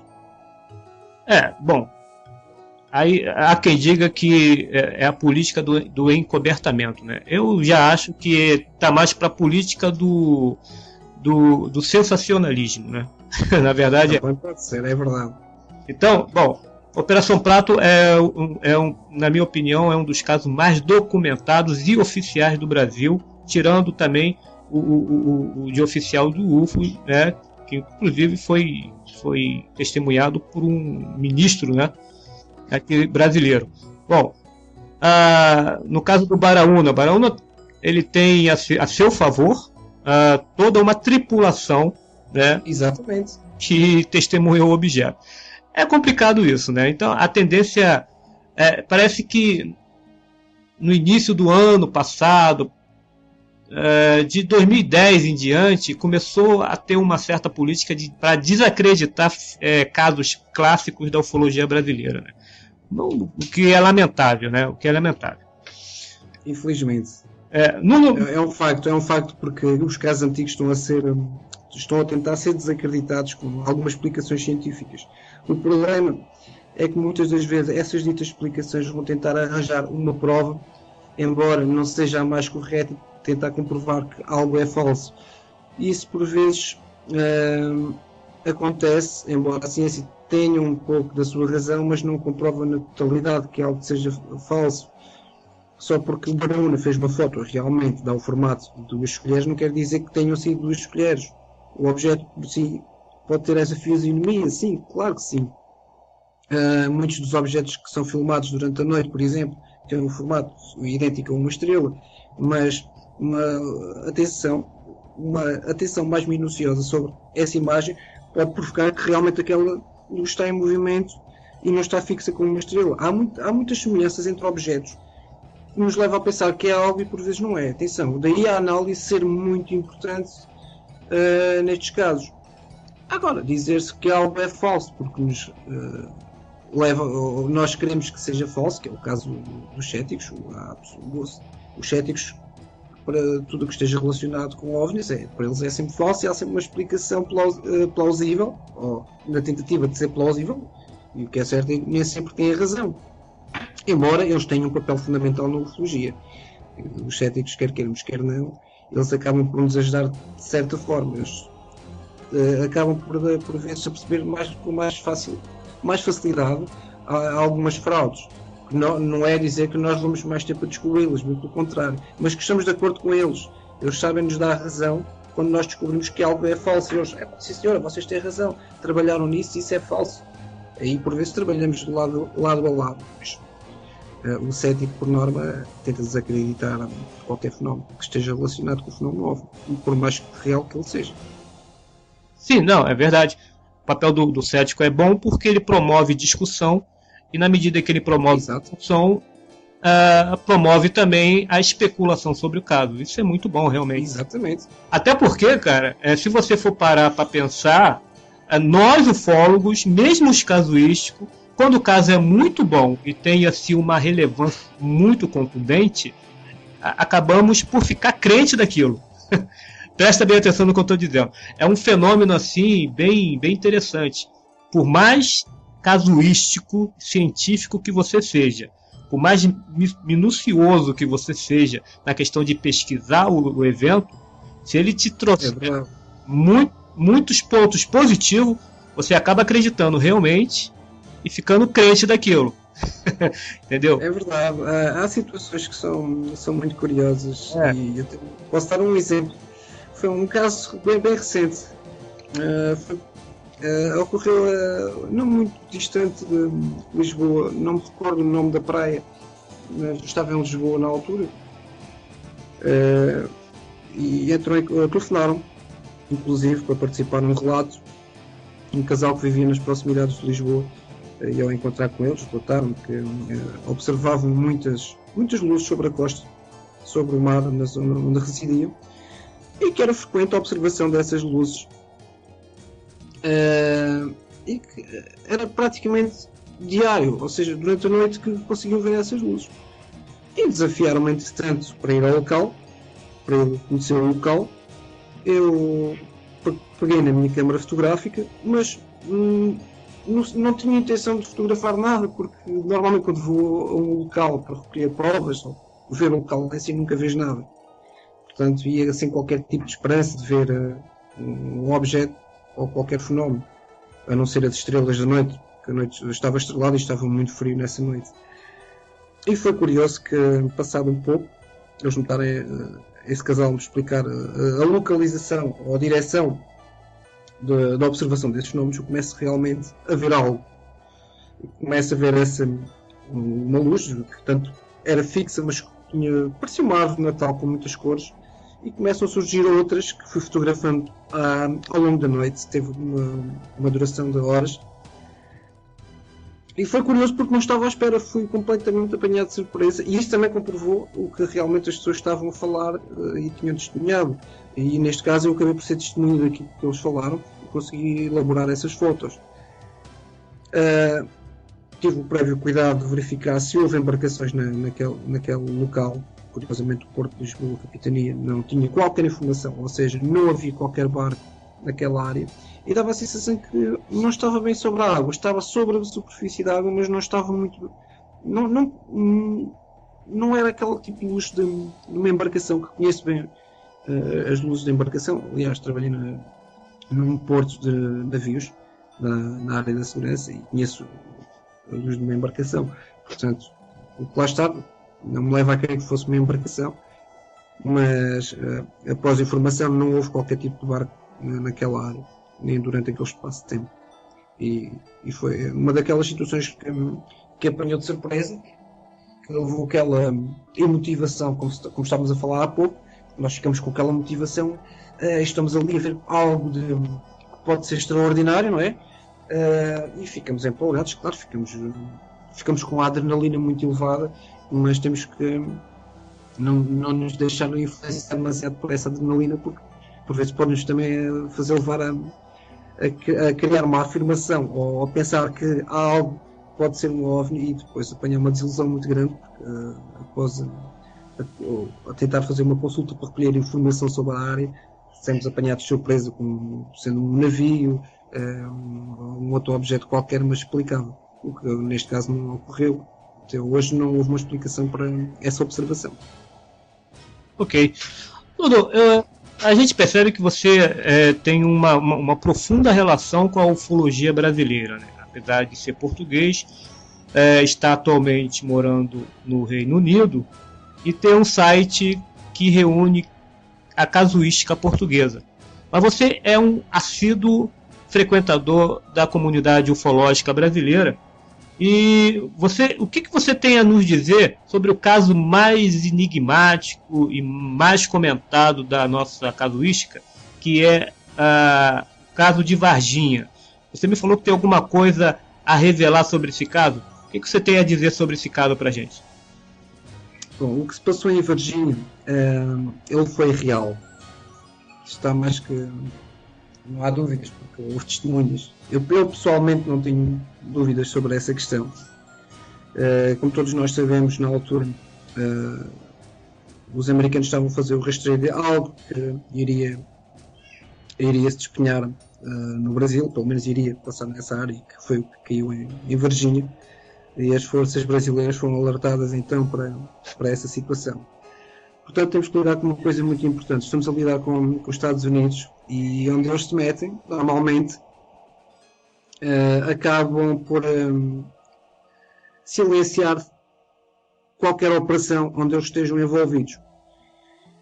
Eu recordo na altura, ou seja, isto já foi anos depois do incidente de Varginha, muitos anos depois. O incidente foi bem antes de eu me estar envolvido na ufologia, mas recebi de uma senhora um documento que ela na altura esteve envolvida com o caso Varginha, e essa senhora fez uma foto de um documento em que comprovava alguns elementos de algumas pessoas. Inclusive havia o nome de um ufólogo brasileiro que estava neste dito documento, do envolvimento, mas não deu para ter uma percepção qual a finalidade desse documento, se eram pessoas a serem silenciadas, se eram pessoas que representavam perigo para essa operação militar, que foi a captura ou a recolha desses seres, que não deixa de ser interessante. E para perceber isto, eu vou avançar um pouco, vou falar do Equador, para as pessoas tentarem perceber o que se passou com Varginha. No Equador passava-se exatamente o mesmo. O sistema americano estava envolvido em tudo o que fosse OVNIs no Equador. E entretanto o que acontece é que tudo o que havia sobre a ovniologia ou ufologia era silenciado. Não havia uma forma da informação sair para fora. E alguns investigadores começaram a criar alguma pressão, e houve um dito presidente, não me recordo o nome dele, no Equador, que certificou se caso ganhasse essas eleições do país, que faria tudo para saber o que realmente se passava no seu país, neste caso no Equador, sobre o fenómeno OVNI. E curiosamente veio descobrir que os seus serviços, sejam eles militares, tinham patentes muito elevadas, eles eram pagos pelos serviços norte-americanos para que tudo o que houvesse sobre o envolvimento militar no Equador em relação aos OVNIs ou não terrestres, tudo isso era silenciado através do sistema da máquina americana. Então, isto faz-me pensar que no Brasil aconteceu exatamente a mesma coisa. Nós sabemos que o Brasil abriu os seus arquivos, a FAP abriu os arquivos, mas temos o sistema americano envolvido. Portanto, é óbvio que é uma questão que muitas pessoas comentam neste momento. Já a Operação Prato está liberada, não na totalidade, mas está. Mas porque a Varginha não é liberada? Pela simples questão. Varginha não está liberada, nem vai ser liberada. Isto é algo que as pessoas vão ter que se mentalizar, pelo menos durante os próximos 20 anos, talvez. Pela simples razão do sistema americano estar envolvido. Embora o Brasil, todos nós sabemos que os americanos sempre negaram qualquer envolvimento com o fenómeno OVNI. O que é certo é que nós temos documentos que comprovam que eles sempre estiveram interessados. O Equador provou isso mesmo, da qual tiveram que discutir muitos de altos funcionários de cargos muito importantes do sistema do Equador, porque eles estavam comprados pelo sistema americano, em que eles tentavam desviar toda e qualquer informação sobre os OVNIs. E a partir de que esses ditos elementos no Equador foram retirados do sistema, o Equador tornou-se mais livre em relação à informação OVNI, e tem casos muito, muito interessantes e importantes na ufologia. Portanto, o Brasil, embora tenha aberto os seus arquivos, neste caso Varginha, que é a nossa peça principal neste momento, a FAB não vai poder divulgar nada quando há um país que nega. O envolvimento das forças americanas já era de esperar. A partir do momento em que são eles a dar o alerta, que eu acredito que a FAB tivesse conhecimento através de mecanismos de radar, a detecção desse objeto. Mas o porquê dos americanos alertarem o Brasil em relação a esta situação? Porque eles têm um interesse. A partir do momento em que dizem, atenção, aí no Brasil vai entrar um objeto, vai cair, as coordenadas que nós temos de queda vai ser na vossa cidade em Varginha. Automaticamente, provavelmente eles nem dirão que tipo de objeto é que se vai despenhar automaticamente nas forças brasileiras, e ainda existe a possibilidade de pensar, bom, isto é uma aeronave deles que vem em dificuldade e vai cair, ou um satélite. O que é certo é que a captura desse objeto ainda hoje cria muita polémica, porque, como nós sabemos, há pessoas que não acreditam no fenómeno, acham que foi imaginação, como há quem não acredite que eram crianças na altura que observaram o referido ET de Varginha. Existe muita especulação, mas o Brasil não pode, neste caso a FAB, não pode revelar algo onde envolve um país que se nega a existência OVNI. E é muito fácil de compreender isso. Imaginemos que agora o Brasil, a FAB neste caso, diz não, o que se passou em Varginha aconteceu realmente. E nós só temos que pensar em que estado é que ficaria os Estados Unidos perante uma afirmação destas da Força Aérea Brasileira. Isto provaria que os Estados Unidos, por todos os anos de negação sobre o fenómeno, que sempre esteve a enganar o povo, digamos assim, e isso, como nós sabemos, é o caso antigo de Roswell. Não deixa de ser interessante, porque é uma situação embora tenha o seu mistério em si, que seja um pouco complicado para as pessoas perceberem, mas mete muito, eu não consigo encontrar as palavras corretas. É uma coisa tão complicada que, no sentido das pessoas que não acompanharam o caso na altura, que evidenciaram, como foi o caso das meninas, que já são hoje senhoras, que nunca mudaram a história do acontecimento, sempre falaram e não mudaram a sua observação do que tinham observado, embora não deixe de ser curioso que houve investigadores que se entregaram à história de corpo e alma, e de um momento para o outro deixaram de se interessar, abandonaram a ovniologia, perdão, esse caso em si, mas não deixa de ser curioso, porque o que gostava de saber qual o motivo que os terá levado a abandonar esse caso em si, o caso de Varginha, como também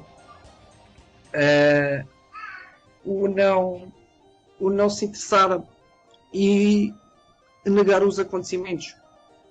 Porque o que é certo é que nós temos investigadores que estiveram na altura e eles eram os responsáveis, não digo que sejam responsáveis, mas eles eram muito importantes nessa investigação e fizeram uma investigação muito grande, e algo os levou a levar a negar, mas não apresentam justificações suficientes que nos levem a acreditar que o caso foi falso. Eu não acredito. Algo aconteceu em Varginha, sim, mas teve envolvimento de forças americanas, sem dúvida que teve. Nós sabemos perfeitamente bem que os americanos sempre tiveram um grande interesse sobre o fenómeno OVNI. O Equador provou isso mesmo, o envolvimento que eles tinham. E sobre Varginha, quem pensa que o caso de Varginha ficou por aqui também está um pouco errado. Em 2007, na cidade de Fayetteville, isto foi nos Estados Unidos, ocorreu uma situação um pouco um tanto insólita, mas que um grupo de amigos se encontravam a efetuar uma pescaria, estavam a fazer uma pescaria durante a noite, observaram umas quantas luzes de um tom amarelo, existem várias descrições como o amarelo, o laranja e o vermelho, mas foi possível observar alguns seres. E não deixa de ser curioso porque a descrição desses seres, já estamos a falar em 2007, bem recente, é exatamente semelhante ao que é descrito em Varginha. Portanto, aquelas pessoas que pensavam que dizem que o caso de Varginha é uma produção da mente, o que é uma alucinação, é resultado de uma hipnose sobre o caso de Fayetteville em 2007. Isto foi a 8 de janeiro de 2007. Provou que o acontecimento foi real. Realmente houve o acontecimento e houve as tais ditas criaturas, os olhos vermelhos, como mencionado no caso de Varginha. Portanto, temos aqui mais uma história que comprova realmente algo com o que se passou em Varginha, embora não houvesse a queda de uma nave. Neste caso foi um caso de abdução, que através de um lapse de tempo que veio comprovar que realmente a pessoa estava envolvida num caso de abdução. Mas não deixa de ser interessante.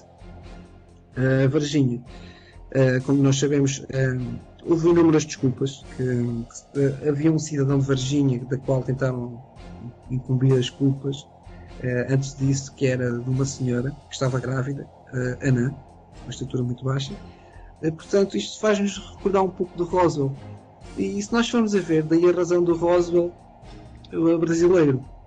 Porque o Roswell nos Estados Unidos, como bem conhecemos, houve inúmeras desculpas para o que aconteceu em Roswell. Tínhamos o projeto Mogul, tivemos N de desculpas, desde testes de experimentos de paraquedas.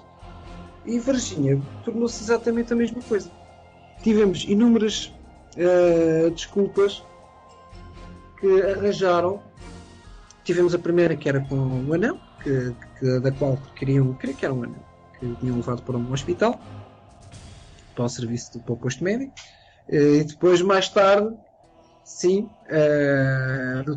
da tal figura, creio que é popular, em Varginha. Portanto, sempre houve muitas desculpas. Temos também o relatório do militar envolvido que terá falecido no hospital, da qual o seu diagnóstico é inconclusivo, mas temos um determinado número de provas, ou seja, neste caso, o que nos ajuda mais neste caso de Varginha, atualmente eu creio que seja o próprio depoimento de quem observou o ser, e tivemos da outra senhora que estava, não me recordo se estava numa festa de aniversário, mas que viu o ser, creio que foi sobre uma cerca, que viu ser e afastar-se, porque acho que os animais estavam um pouco exaltados nesse momento. Como o próprio documenta o médico sobre o falecimento do militar, e da qual também temos, creio que era o depoimento da irmã desse militar, que falava que ele tinha comentado algo sobre algo extraordinário. E isto nos leva a concluir realmente o que se passou em Varginha. Portanto, eu pessoalmente acredito no caso, embora existam outros investigadores que tentem descartar realmente o que ocorreu no Brasil, neste caso em Varginha. Sem dúvida que, perante aquilo que tenho vindo a observar, o que tenho observado noutros países, como foi o caso do Equador, que foi curioso quando presenciei esta história do Equador. A primeira coisa que, quando vi um documentário que falava sobre o que se estava a passar no Equador e o encobrimento, onde uma vez mais os Estados Unidos estavam envolvidos, automaticamente a primeira ideia que tive foi o caso de Varginha, e pensei para comigo mesmo, bom, isto é exatamente o que se está a passar em Varginha. Enquanto estivermos a máquina americana envolvida, isto vai permanecer em silêncio, e assim é, até o momento está a permanecer em silêncio, e como nós sabemos vão tentar sempre arranjar uma desculpa, seja ela qual for, para tentar desviar a atenção do público. É isso que eu penso. Ok. O caso Varginha, ele também foi atacado, né, recentemente, né, tentaram desacreditar esse caso, inclusive um dos ufólogos responsável pelo caso veio a público dizer que o caso Varginha era tudo farsa, mentira, que nunca existiu ET nenhum lá, que foi todo um tremendo de um engano, e que ele mesmo perdeu o tempo dele investigando esse caso, né? Agora, nós temos que ver uma coisa. Nós, quando foi o projeto Majestic 12, no projeto Majestic 12 também teve envolvido um grande rádio gastrónomo, e ele era científico. O que é certo é que, independentemente dele colocar grandes informações a nível da ciência, ele, quando foi para o Majestic 12, tudo o que ele falava já não fazia sentido, e isso levou as pessoas a especularem realmente o que se passava. E aqui, uma vez mais, como tinha falado há pouco, há algo que não está bem, porque as pessoas falam numa coisa e estão inteiradas sobre o caso e afirmam, e depois de um momento para o outro dizem algo contrário, a levantar as suas suspeitas, não é? O que levou a pessoa a falar o inverso, nós não sabemos, não é? Mas lá terá as suas razões e os seus motivos. Entendo. Então você acredita que houve envolvimento mesmo vou dizer, o governo americano em relação ao caso Varginha? Também tem conhecimento de que esse mesmo governo também interferiu na Operação Prato. Inclusive tem um vídeo muito bom do nosso amigo Jevaé, da revista UFO, onde ele fala sobre a Operação Prato e traz algumas revelações que até então a comunidade UFO não conhecia, onde ele fala que a Operação Prato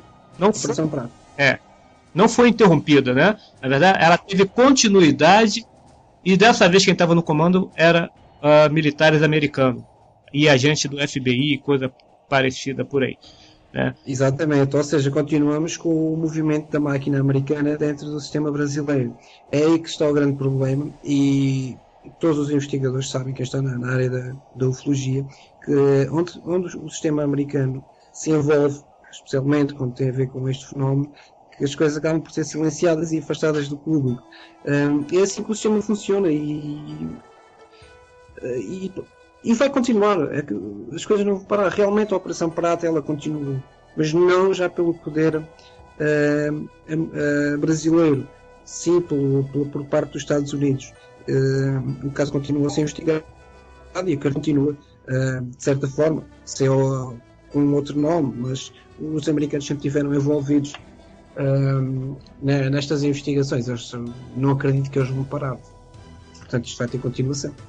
Ok. Você acha que os americanos eles se envolvem em todos os casos ufológicos ocorridos no mundo? Aí em Portugal tem histórias de americanos intervindo em casos ufológicos? Existe um caso de alguma interferência, de certa forma, que foi com o caso Gardunha. Mas fala-se desse envolvimento. O que é certo é que pessoalmente não investiguei esse caso, mas diz-se que quando começaram as observações em Gardunha, Portugal tinha sido fornecido por F-16 norte-americanos e que nessa altura, curiosamente, forneceram uma grande quantidade de material desse F-16 para apoio. Curiosamente isso aconteceu na altura dos avistamentos da Serra da Gardunha. E o que não deixa de ser estranho é que as pessoas, muitas delas hoje, referenciam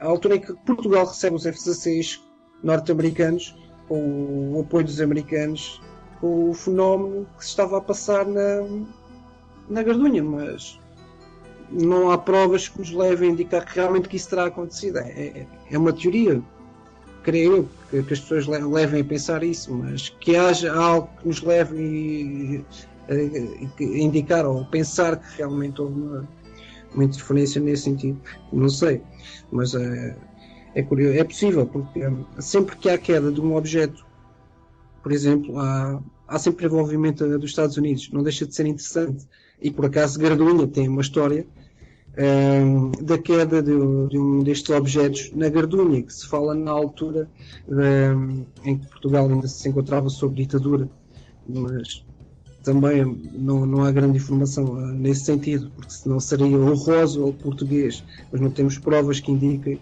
realmente que esse acontecimento foi real.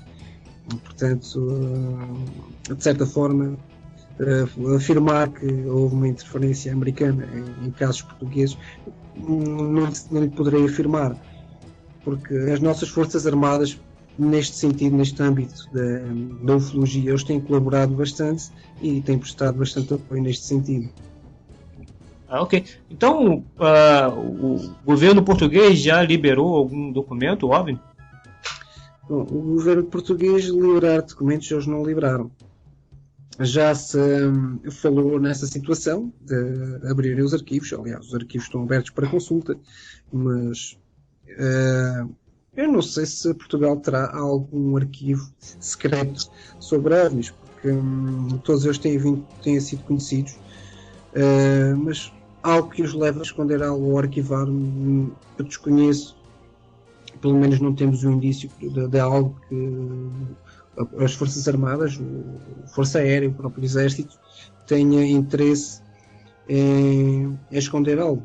Portanto, eu creio que mesmo que haja uma abertura de arquivos, não há assim um caso, a não ser este do possível OVNI que terá caído, porque recordo que a explicação que foi dada na altura, não sabendo se a história é verídica ou não, que não iriam divulgar este caso pelo simples facto de envolver agentes da polícia política na época e que isso poderia representar ainda hoje perigo para alguns deles. Portanto, se formos a ver se hoje representaria perigo para eles, significa que, embora a idade possa ser avançada, mas que não foi assim há muitos anos. Mas não temos algo que nos possa comprovar isso. Ou também leve as próprias Forças Armadas a abrir arquivos. Claro que teríamos grande interesse que isso acontecesse, mas talvez também não tenhamos esse arquivo, talvez não necessitamos deles, porque realmente as Forças Armadas nesse sentido têm colaborado bastante. Ok. Nuno, para finalizar, me fala um pouco sobre o caso Costa de Caparica, né? É um caso novo, né? Que parece que você está pesquisando agora na UFO Portugal.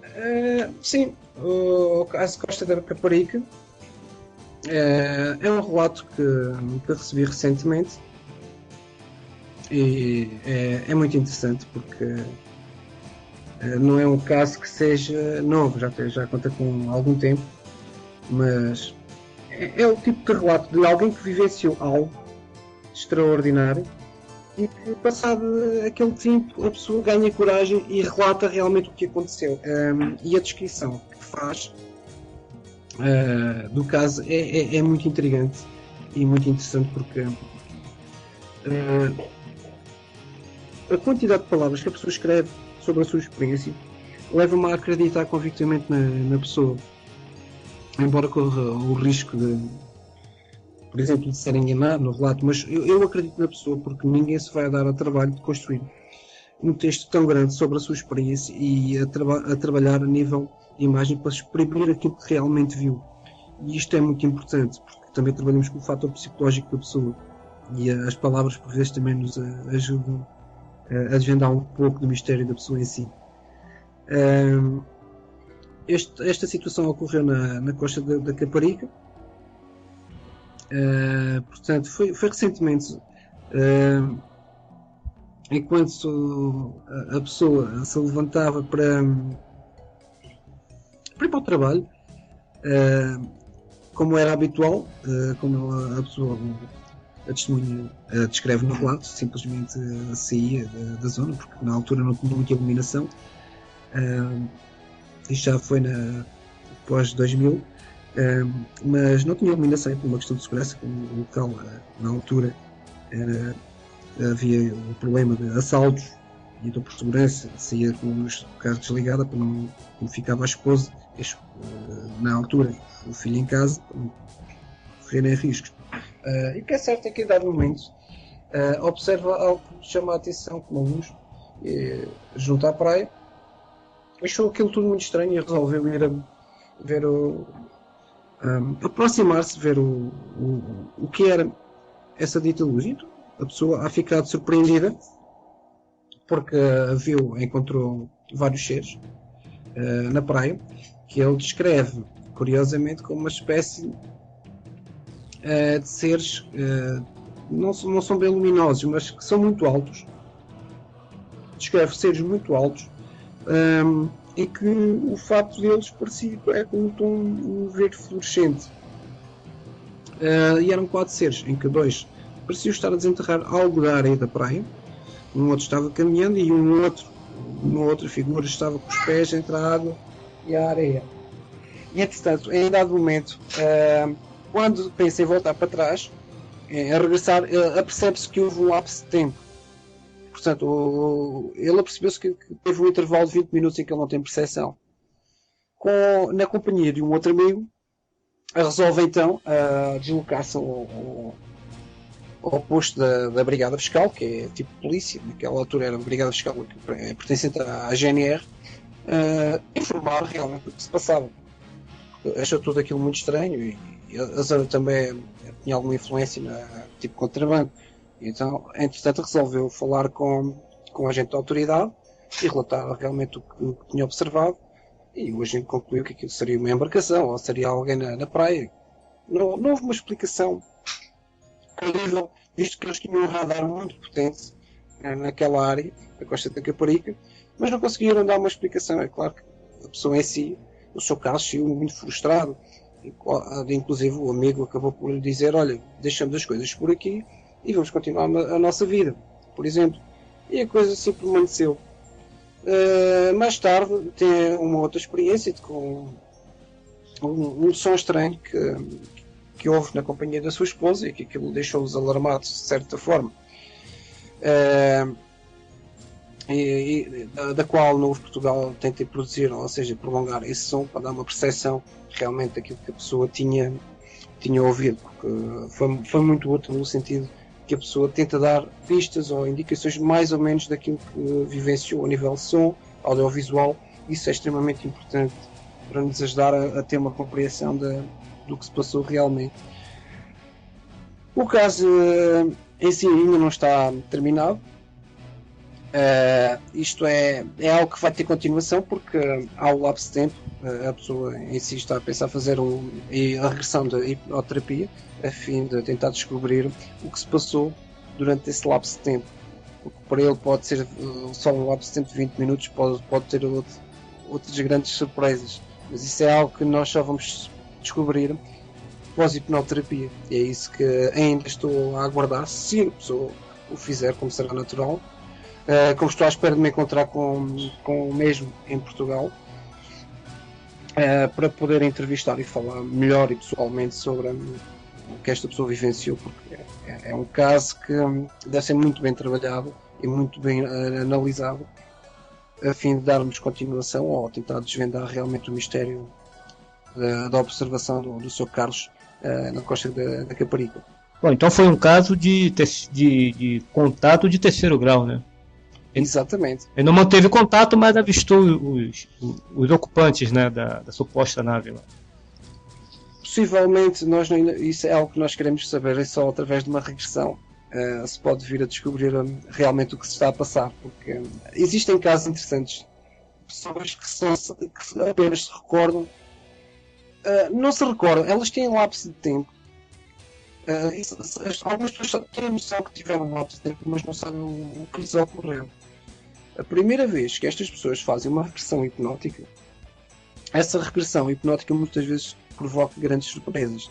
Essa pessoa fica não só a saber que foi abduzida nessa noite, por exemplo, como já era abduzida anteriormente. Portanto, isto revela que já há uma atividade muito grande a nível abdutivo, mas de que a pessoa não tinha conhecimento. Ou seja, o cérebro é como se fosse desligado para que a pessoa não tenha conhecimento daquela situação. Ah, sim, entendo. Então, aí só se lembra de uma parte, né? A outra tem que ser revelada por meio de uma sessão hipnótica. A gente entrevistou aqui recentemente a Cássia Farias, que é uma hipnoterapeuta, e ela explica muito bem esse processo aí de hipnose, de casos de pessoas que são abduzidas e não se lembram. Bom, Nuno, chegamos ao final dessa entrevista. Eu gostaria de deixar contigo para suas considerações. Espero que tenha gostado, tá bom?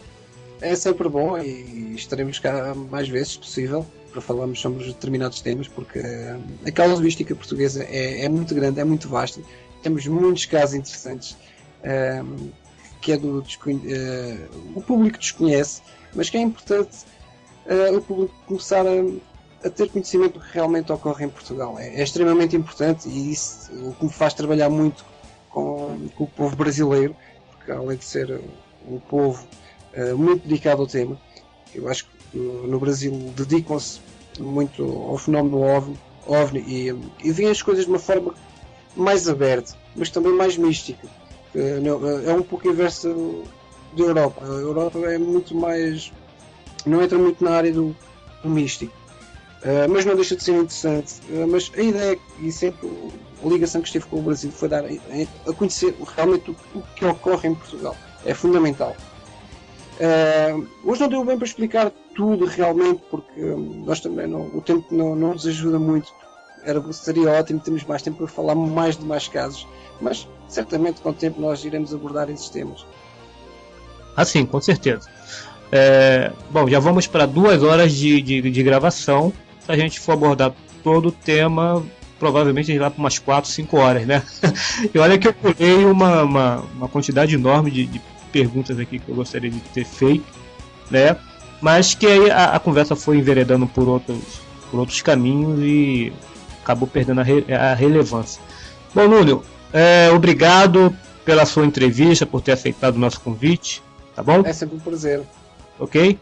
Bom, entrevistamos aqui o nosso amigo Nuno Alves, que é fundador do site UFO Portugal, direto lá do Reino Unido. E isso representa o Reino Unido. Agora onde estou mesmo? Estou na Inglaterra, mais propriamente na cidade de Spalding. É uma cidade fantástica, muito tranquila. Assim, imagino. Bom, é isso aí. Obrigadão mesmo, de coração. E... De nada, é sempre um prazer. Nada, precisando é só pedir aí que a gente volta com nova entrevista falando desses casos que a gente deixou de falar da casuística portuguesa. Obrigadão mesmo e até a próxima, se Deus quiser.